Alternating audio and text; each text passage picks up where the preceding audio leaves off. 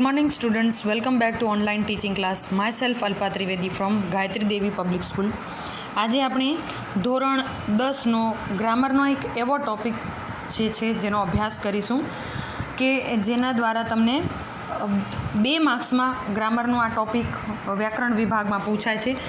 એકદમ ધ્યાનથી તમે સમજવાનો પ્રયત્ન કરશો તો તમે વાક્યને ખૂબ સારી રીતે પ્રશ્નના જવાબમાં લખી શકશો. હવે ગ્રામરનો આ ટૉપિક છે વાક્યના પ્રકાર. જેમ કે વાક્યના પ્રકાર તમારી ટેક્સ્ટ બુકમાં પણ આ ગ્રામરનો ટૉપિક આપેલો છે. હવે વાક્યના પ્રકારમાં 4 મુખ્ય એના પ્રકાર છે: કર્તરી, કર્મણી, ભાવે અને પ્રેરક. હવે પહેલાં આપણે કર્તરી અને કર્મણી. કર્તરી વાક્યમાંથી કર્મણીમાં ફેરવવાનું અને કર્મણી વાક્યમાંથી કર્તરી વાક્યમાં ફેરવવા માટેનો જે છે એ અભ્યાસ કરીશું. તો પહેલાં તો કર્તરી વાક્યો એટલે શું? હવે કઈ રીતે ઓળખાય કે આ કર્તરી વાક્યો છે? તો અહીંયા પહેલું છે કે વાક્યમાં થી, વડે, દ્વારા જેવા શબ્દો હોય તો કાઢી નાખવામાં આવે ત્યારે કર્તરી વાક્ય બને છે.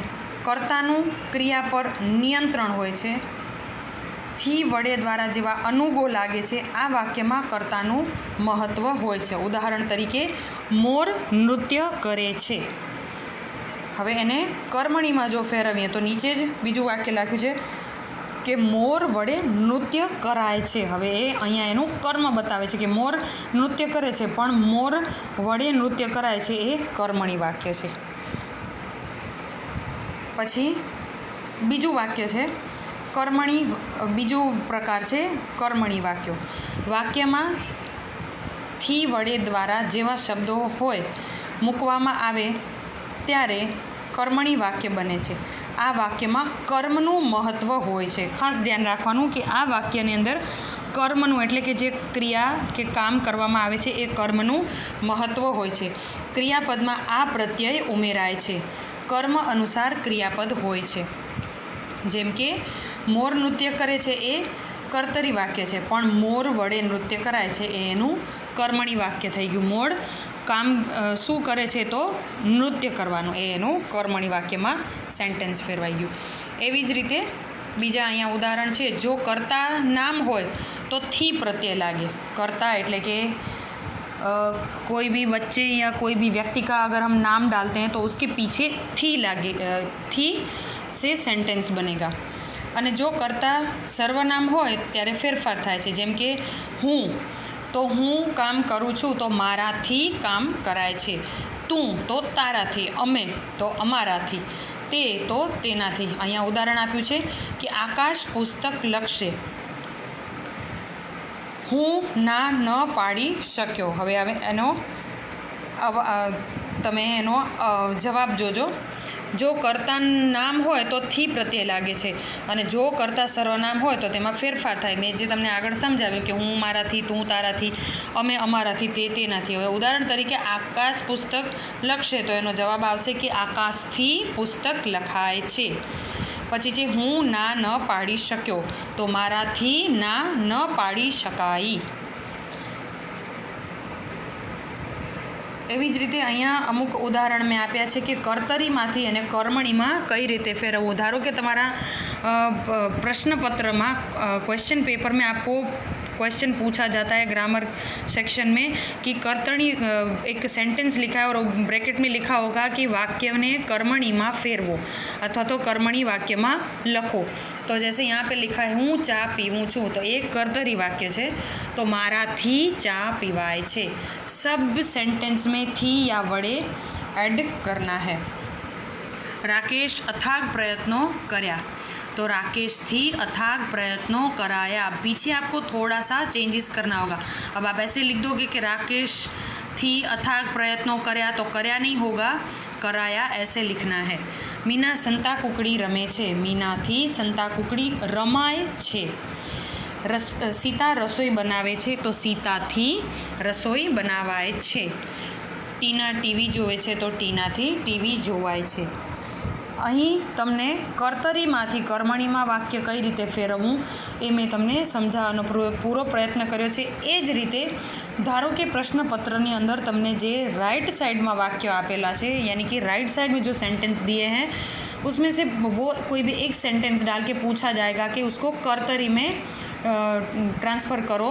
जैसे कि माराथी चा पीवाय छे, तो उससे आपको कर्तरी में कैसे टर्न करके लिखना है। तो यहाँ पे जो लेफ़्ट साइड पे जो मैंने सेंटेंस दिए हैं कि हूँ चा पीऊँ छूँ, ऐसे ही राकेश थी अथक प्रयत्नों कराया, तो उसको कर्तरी में अगर टर्न करना है तो राकेशे अथाग प्रयत्न कराया। ऐसे आपको कर्तरी और कर्मणी में ध्यान रख के आंसर सही लिखना है। अगर कर्तरी सेंटेंस है तो उसे कर्मणी में टर्न करते समय थी शब्द से उसको राइट आंसर लिखना है, और अगर कर्मणी दिया है तो उसे सिंपल सेंटेंस कर्तरी बना देना है।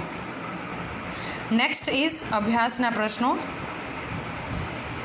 यानी कि एक्स्ट्रा यहाँ पे दिए हैं कि विराट थी रमत रमाय छे, हार्दिक जूस पीवे छे। अब यहाँ पे मैंने ये जो दिए हैं अभ्यास प्रश्नों करके, तो आपको ये सेंटेंस को पहचानना है कि कौन सा सेंटेंस है। देखो सबसे पहला है विराट थी रमत रमाय छे, बीच में थी आ गया तो इसका आंसर आपको नोटबुक में लिखना है कर्मणी वाक्य। हार्दिक जूस पीवे छे, तो ये है कर्तरी, यहाँ पे वो क्रिया करता है, वो क्रिया कर रहा है तो उसमें कर्तरी वाक्य। सीता थी अपाय छे तो कर्मणी, सरिता दौड़े छे तो कर्तरी। मनन थी ऊभू थवातुं नथी, मनन थी जहाँ पे थी है वो कर्मणी। माराथी गाड़ी चलावाय छे, तो ये भी कर्मणी, जहाँ पे थी शब्द नहीं आता है वो आपका कर्तरी वाक्य होगा। नेक्स्ट इज, पहले हमने यहाँ पे कर्तरी और कर्मणी दो वाक्य के प्रकार को समझने का प्रयत्न किया है। अब दो दूसरे प्रकार हैं भावे वाक्य और प्रेरक वाक्य।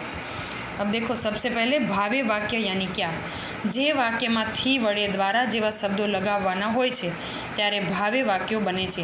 आ क्रियापद में आ प्रत्यय उमेरवुं, आ वाक्यों में क्रियापदनु महत्व होय छे। उदाहरण तरीके तू खड़खड़ाट हस्यो, तो ए छे कर्तरी वाक्य। ताराथी खड़खड़ाट हसायुं, ये कर्मणी सेंटेंस है। यहाँ पे कर्तरी लिखा है लेकिन वो कर्मणी सेंटेंस है। अब यहाँ पे उसको भावे में कैसे टर्न करेंगे भावे वाक्य में, तो देखो अब सादु वाक्य, यहाँ पे सादा सेंटेंस दिया है, महेश रस्ता तरफ दौड़े छे, तो भावे वाक्य बनसे महेश थी रस्ता तरफ दौड़ाए छे। यहाँ पे सेम कर्तरी कर्मणी के जैसे ही है, इसमें थोड़ा सा कहीं पे चेंजेस आएगा जो मैं आपको आगे एग्जाम्पल में समझाती जाऊँगी। हूँ हसी पड़्यो, तो माराथी हसी पड़ायूँ, सादा वाक्य में भावे वाक्य में। बीजू है प्रेरक वाक्य। हवे जे वाक्य में क्रिया करवा माटे बीजाने प्रेरणा आपवी तेने प्रेरक वाक्य कहेवाय छे। क्रियापद आव डाव राव। उदाहरण तरीके सीताए गीत गायुं, ए सादु वाक्य छे। भाईए सीता पासे गीत गवड़ाव्युं, ए छे प्रेरक वाक्य। अब आपको यहाँ पे इतना याद रखना है कि प्रेरक के वाक्य यानी कि किसी और से प्रेरणा दे के काम करवाना, उसे प्रेरक वाक्य कहते हैं। यानी कि कोई उसे प्रेरणा दे रहा है और वो करता जो है वो काम कर रहा है, तो उसे प्रेरक वाक्य में समाया जाता है। तो आपको अगर भावे वाक्य में से या तो सादा वाक्य में से प्रेरक वाक्य में उसको टर्न करना है, तो आपको ऐसे किसी का नाम आगे, या फिर यहाँ पे जैसे लिखा है कि भाईए सीता पासे गीत गवड़ाव्युं, तो भाई जो है वो उसको प्रेरणा दे रहा है। ऐसे कुछ वर्ड्स आपको, प्रेरक वर्ड्स आपको ऐड करके इसका आंसर लिखना है। महेश ने दवा आपी, तो सादु वाक्य छे।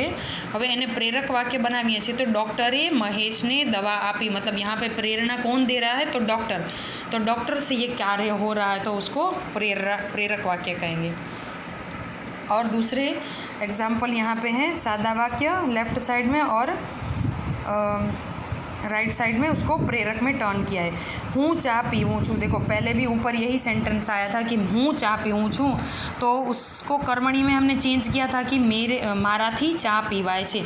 लेकिन यहाँ पे अभी हमें प्रेरक वाक्य में उसको टर्न करना है, तो तेमणे मने चा पीवड़ावी। अदरवाइज़ ये भी लिख सकते हैं कि साहेबे मने चा पीवड़ावी, अथवा मारा मित्रए मने चा पीवड़ावी। यानी कि दूसरे किसी और से आपको प्रेरणा लेके ये आंसर सही लिखना है। રાકેશે અથાગ પ્રયત્નો કર્યા તો શિક્ષકે રાકેશથી અથાગ પ્રયત્નો કરાવ્યા. સીતા રસોઈ બનાવે છે. માતાએ સીતાથી રસોઈ બનાવડાવી. આકાશ સફરજન ખાય છે તો આકાશ સફરજન ખવડાવે છે અથવા મહેશ આકાશને સફરજન ખવડાવે છે. और मालिक चादर लाव्या तो मालिके चादर लवड़ावी. यहाँ पे मैंने आपको एग्जाम्पल के रूप में दोनों भावे कर्तरी कर्मणी भावे और प्रेरक वाक्य मैंने समझाने का प्रयत्न कर लिया है. यहाँ पे वही अभ्यास के प्रश्न दिए गए हैं, उसको भी आपको भावे और प्रेरक में टर्न कर सकते हो. जैसे कि विराटથી रमत रमाए छे तो विराट रमत रमे छे. रमेशे हार्दिकने जूस पीवड़ाव्યું तो उसको हम सादा वाक्य में यानी कि भावे वाक्य में टर्न करेंगे तो हार्दिके जूस पीधું. सीताથી अपाय छे तो सीताए आप्યું. सरिताથી दौड़ाયું तो सरिता दौड़े छे. आपको इतना याद रखना है कि कर्तरी में से कर्मणी में जब वाक्य में हम टर्न करते हैं तब आपको थी वड़े द्वारा जेवा शब्दों मूकवाना अने प्रेरक वाक्य જ્યારે લખીએ છીએ ત્યારે किसी और से प्रेरणा देते हुए हम ये सेंटेंस लिख रहे हैं, ऐसे आपको सेंटेंस बनाना है. यहाँ पे मैंने जो कर्तरी कर्मणी भावे और प्रेरक वाक्य की डेफिनेशन दी है वो और सारे उदाहरण आपको अपनी नोटबुक में लिखना है. Thank you. Have a nice day.